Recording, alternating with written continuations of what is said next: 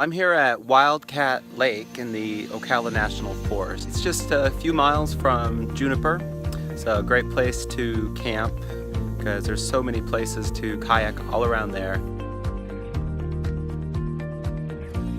And it's a nice lake, clear water, a beautiful smooth skylines with trees billowing, and a peninsula with cypress trees and lily pads.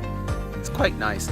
On 40, just past 19, is Wildcat Lake.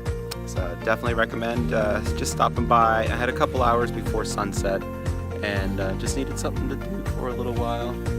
I collected firewood and we saw some derby racers or something going out to scrub. It's a dirt road, goes and goes and goes into the forest. But it's a beautiful lake.